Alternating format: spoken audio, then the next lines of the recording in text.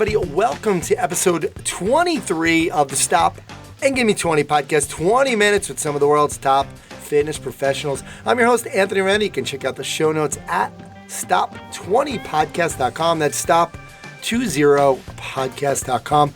Before you do that, make sure you go to iTunes, subscribe to the show, leave us a rating and a review. Really need it. Really helps us out. All right, for today's episode, I have on Marco Sanchez. And Marco is the clinic director for Movement as Medicine. You know the partners there, Brendan Rierick and Kevin Carr. He's buddies with them. He's also who I consider one of the super trainers at Mike Boyle Strength and Conditioning, where he's been working since completing a summer internship in 2009. Always cool to kind of go and do an internship. You're that good that they're saying, hey, stay on. Very cool. He's a teacher for certified functional strength coach, and he's also involved in training the staff at MBSC. He's an LMT with the well-rounded alphabet of courses behind his name. Marco, thanks for coming on today. Hey, thanks, Ed. All right, let's get into it. What's your story? What's that spark for your early roots into your fitness lifestyle? I guess, I was always an athlete growing up, and I feel like it's a lot of the same story for a lot of strength coaches. Like, you reach a certain point, where like you've had a lifestyle involving sports and fitness and training and things like that. And then, the majority of us reach that inevitable day where you realize you're not going to be in the NHL or you're not going to be, catching touchdown passes from Tom Brady. And I think a lot of us just kind of find our way to transition into fitness and strength and conditioning because it's something that we've always enjoyed and something that we're good at and makes us feel like, part of a team and things like that. So that's kind of how it all started and what eventually led me to studying health science in my undergrad and brought me to MBSC.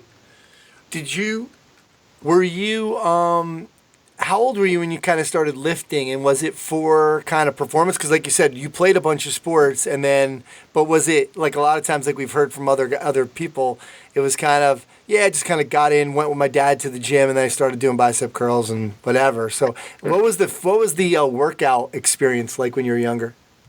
Yeah, it's funny because I'll always remember one of my first, when I had a real training session is I went and in my hometown there's this crappy gym in the basement of the rec center that I went to with a couple of upperclassmen. I feel like I was either an 8th grade or a freshman, and I just remember doing so much pressing, overhead pressing and things like that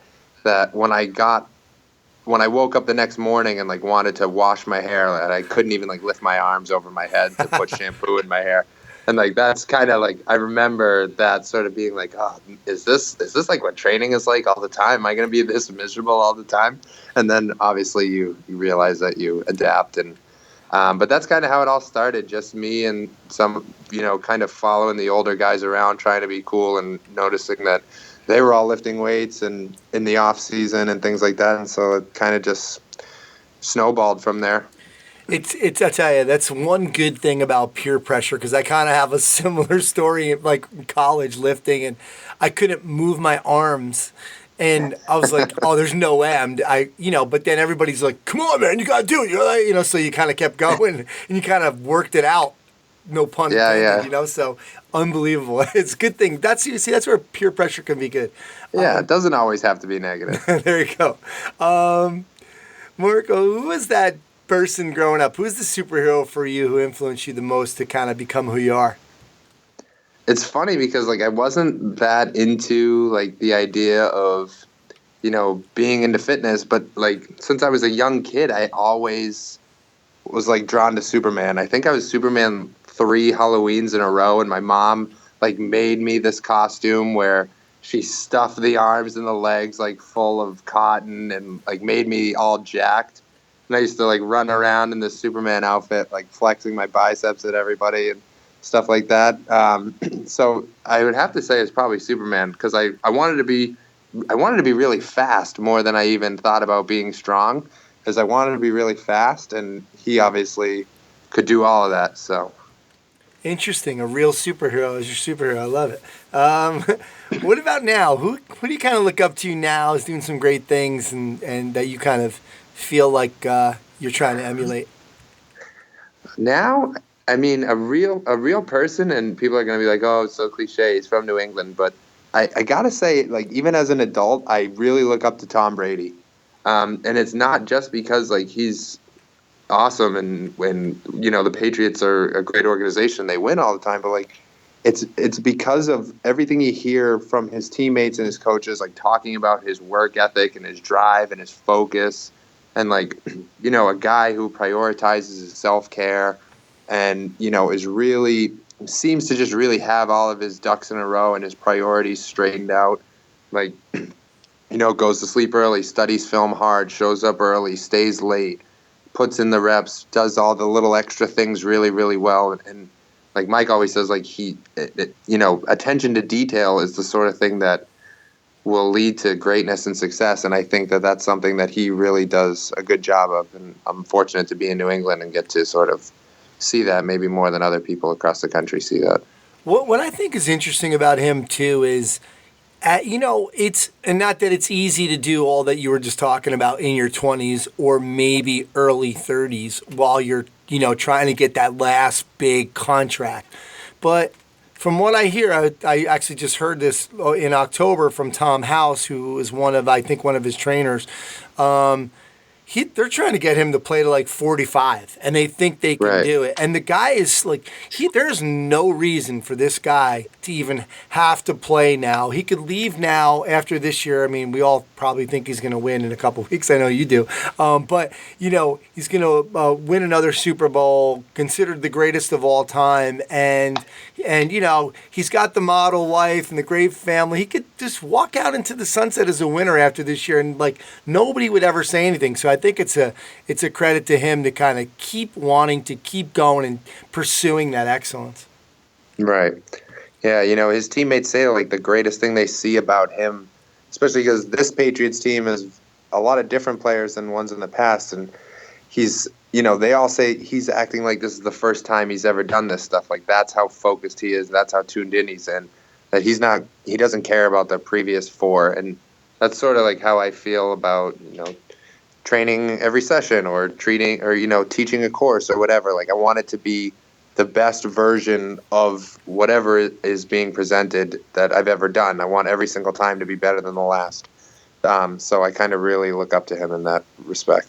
Love it. I've said this on the Strength Coach podcast, but my first bar job when I was 18, I worked for a guy, Mike Roviello. He was an agent for bands, and he was an agent to Twisted Sister before they were they were famous. Yeah. And he used to say they used to play in Poughkeepsie, New York, for like 4 people on a Sunday night, and they would come out like it was Madison Square Garden. I mean, he said it didn't matter who was in there when they put on a show. There was 4 people in the room. You thought that they were playing the Garden. And I always remembered that, and I always tried to be, kind of follow that rule. So that's a similar idea. I love it. Very cool. Awesome. Marco, who are you trying to be a superhero to? Because you have the same thing. I mean, you're teaching trainers at MBSC. You're part of the team at Certified Functional Strength Coach. You have clients. Who do you want to be a superhero to? To be honest, I want to be a superhero to my clients. Like they're kind of like the most important people to me outside of family. That's almost like their extended family. I always tell people I don't have a ton of clients, but I do a lot of sessions, which, goes to tell you that how embedded I am into some of these relationships with these people. Like my wife-to-be and I, we celebrate holidays and take vacations with clients, and to them, or to me, my job is so important in terms of keeping them healthy and teaching them some of the things that, that's my job to teach them, that they don't necessarily have the time because they're too busy being an attorney or too busy being a mom or too busy being this. Like, so I just try to be that health person for them who's always there. I think Allie Gilbert shared something really interesting the other day that Kevin then shared, Kevin Carr, and I don't remember what the exact number said, but it was something along the lines of like, most people see their general practitioner 2 or 3 times a year. But if you see your strength and conditioning coach or your personal trainer 2 to 3 times a week, that's like 150 sessions. That's 150 hours that you spend with some of these people. And then, like you said, like with all the things on top of it, the dinners, the holidays, the vacations, you end up spending a lot of time with these people and becoming very, very close with them. And for me, my goal all the time is to just give them, be the example for health and help them with all those things that they don't maybe have time for. Love it. Have you ever felt like maybe there was a challenge? If you listen to people like business consultants, they'll tell you, be careful of that client kind of trainer relationship, right? Because we do get close to them, and sometimes you can get too close, and maybe there's an issue when you want to raise prices or do some other things, and there can be this awkward maybe respect issues. Have you kind of run into any challenges with kind of getting so close to your clients? And they try to teach us the same thing in massage school. They're like, you shouldn't be friends with your clients and this and that. And to be honest, I feel like that's probably at least in my experiences, it's the exact opposite. My relationships with my clients, having the depth that they have, has only strengthened our relationships. And, if I have to have those conversations about, hey, the price is going up, but this is why, or, I can't do this because of that. Like there's more depth there, and it's not such a superficial relationship, but there's such a strong mutual respect and understanding for each other that I've never run into an issue, with something like that. So I would almost think it would be the opposite. All right. You are teaching so much, and you got to get a good feel for all the new trainers in the industry and really what's happening in the industry. Being at Mike's and having such a big online presence, being a part of Movement as Medicine and Certified Functional Strength Coach. Where do you feel like the industry is going? I mean, I would say that obviously it sounds like you feel like we need to do more of what you're doing and connecting with people a little bit more on that level. Where do you, because it could be hard right now with, technology and online training and where do you feel like we're going with the industry? Well, I think you and I talked about this last time I was on the Strength Coach podcast, and I do think one of the things that we see, and you said it so well, and I quote you all the time, is that like I feel like we see the better stuff in the industry starting to filter its way to the top. Like I feel like people as coaches and trainers really care more about the health and well-being of their clients, and they're caring a little bit less about how do I deliver this like ridiculous training session that most people are probably incapable of completing or probably don't have the prerequisites to complete.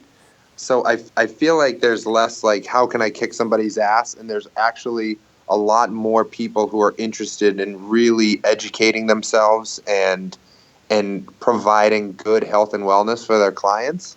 So that's like one of the most positive things I see on the internet is like I see so much less trash talking on comment feeds and things like that, and people actually having civilized conversations and talking about things that they disagree on, rather than just being like, oh, this person's an effing idiot, look at what this is or that. So that's kind of the direction I see. I feel like the education piece is really, really starting to prioritize itself amongst the majority of people in the industry, which is awesome. Yeah, and I think, I'm not sure if it was Kevin or Brendan who were saying that you guys were all talking about how much more prepared some of these trainers are coming in. The information's out there, and I think people are able to kind of, really filter out some of the crap, and Right. They're coming in. And that was like something really positive that they were talking about. So very cool. Good to hear. Yeah. You're reading a really cool book. We were talking earlier. Tell us a little bit about it. Yeah, so I'm reading 11 Seconds, which is Travis Roy's story about, for anybody who doesn't know, Travis Roy was the BU hockey player who was had a spinal injury and sort of brought, became paralyzed and sort of brought awareness to that stuff in the college hockey and professional hockey level. Was kind of the first real big incident that was public and on ESPN and this and that. He played at BU, and I'm kind of just tackling, maybe I'm through the first third, almost halfway, through him just talking about growing up and playing hockey and the sacrifices his family made for him to be a young hockey player and travel, and eventually him getting recruited and going to BU in his first year of training with Mike. And that's kind of like right where I am now. And it's funny because he talks about some of the stuff that they did, and it's a lot of things that Mike was like, oh, we used to do this, this, and this, and we used to do a lot of track workouts, and we used to run and sprint and drag tires and this and that, and a lot of things that Mike doesn't do anymore. And it's funny because Travis talks about a lot of those things in the book. So it's kind of neat you always hear it from Mike, and then it's kind of neat to hear it from somebody else who actually did the stuff. Yeah. That's cool. It's an interesting story, and it's obviously inspirational because I always wonder how I would even respond in that situation 11 seconds into your first shift and you get paralyzed. I can't even imagine. It's tough. And I mean, I'll tell you, it's a great read. I recommend it to anybody, but it's not a feel-good book. Like you don't feel good about much while you're reading it, but it's still, I feel like it's important and you should read it, especially if you're in a hockey community or a hockey family. It's a good book to read. Awesome. All right, Marco, now it's time for the stop and give me 5 segment, 5 rapid fire questions and answers. You ready to go?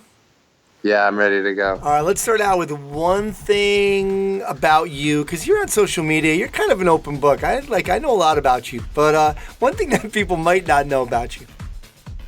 I guess, only the people who I'm in contact with, every day, that I see, is that I'm super neat freak. I'm very, very serious about organization. I have a lot of things organized, whether they're by color or by size or by shape or by, it's not full-blown OCD, but some people do think that it's a little bizarre. And Kevin could tell you some of the things from when he and I used to live together. I'm definitely a neat freak. I get pretty uptight about things being clean and organized. Wait. I was at your apartment that time. That place was a mess with all you guys, Eric. You must have been going nuts in that place. Marco, weirdest or funniest, we've been asking Brendan and Kevin this too. Weirdest, funny teaching experience? Oh, one time I went to teach a course at Next Level Fitness, which is in Rochester. My man Nate Van Cowenberg, and I get there in the morning a little bit early, and for the certification we always, we have the the practical exam at the end of the day. So I'm like, hey, can I use your computer? I got to just print these out. He's like, yeah, no problem. So we had stopped and got some egg sandwiches on the way to the gym when Nate picked me up. So I'm sitting at the computer, printing it out and, opening up my email to print the things out and enjoying my egg sandwich. And then I go back out onto the floor after printing everything out, and I sit down and continue to enjoy my egg sandwich. But what I didn't realize, and Nate didn't say anything, is that I had ate his sandwich off of his desk because I wasn't thinking when I was sitting there. And then I went out and ate my sandwich off of the table that I had put it down on. And he's like, dude, you just came here to my gym to host a course and you bullied me and you ate my sandwich. And so now we always just joke about how I'm Nate's bully, and I'll just go and do whatever I want at his gym and eat his sandwich and take his water bottles and do whatever. So use his computer, his printer. Exactly. What a slob. Right. What just an absolute terrible presenter. You're not getting invited back. No. Marco, following you on social media, we see a lot of different sports, wakeboarding, skiing, hockey. Worst kind of injury, fall, anything in sports for you? Dude, last weekend at my bachelor party, we went skiing. A whole bunch of us went up for the weekend to Vermont. And I have a pretty inexperienced skier, although I would like to say I'm okay. I'm okay at skiing. I can get down a couple blacks by myself, no problem, but also very inexperienced. I have not skied a lot. And I'm going down, and my right foot hits this little pile of snow, and my right ski just pops off. But I didn't fall, and so now I'm standing on my left ski, going down the hill on one foot, and I'm kind of like, oh, well, this has never happened to me before, so I don't know what the hell's going to happen next. As I'm just balancing on one leg. I'm like, good thing I do all those single leg squats. And I try to stop, which doesn't work out for me. And then I just eat it and face plant and slide probably like 250 to 300 feet just straight down the mountain. But fortunately, there was a big crowd of us, and somebody picked up both my skis and brought them down to me. I was not hurt at all, which was awesome. And I stuck both arms out while I was sliding on my belly so that everybody behind me knew I wasn't hurt. But I was flying, and then I just coasted straight down the mountain. It was pretty fun. Nice. Was there a lift? Was it right underneath the lift, or? No, okay, I don't do that.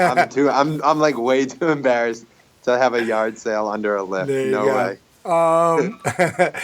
You're on a desert island. Perform Better's flying somebody in for their Learn by Doing seminar. Only one person, only one presenter. Who you want it to be? Oh, crazy Uncle Dan. Dan John, 100%. Nice. Not because, no, actually, don't tell Mike that. No, just because I get to hear Mike all the time. I would go with Dan because I don't get to see Dan too often, and every time I do, it's awesome. I get such good takeaways, and we always have a blast. We've been going out to Utah a lot for Certified Functional Strength Coach, so we get to hang out with him. And he and his wife, Tiff, had us over for dinner one of the last times we were out there. And I just have a really good time when I'm hanging out with Dan. He's just awesome. So it would definitely be him. All right, you're a big Bruins fan. You go to Bruins game with anyone famous, living or dead, who would it be? Tom Brady. There you go. Bonus. You got the... So we need a Super Bowl final score. What's it going to be? I already got that from this morning. Patriots 34, Falcons 20. All right. Brady's MVP, of course, right? You know what? I have a feeling that it's going to be somebody in the Patriots receiving core. Okay. I think somebody's going to have a huge game with 2 or 3 touchdowns, and it's going to end up going to one of those guys. All right. But the New England way, it doesn't matter who gets it. It's all about the win. There you go. Are you working on anything that you're kind of excited about right now?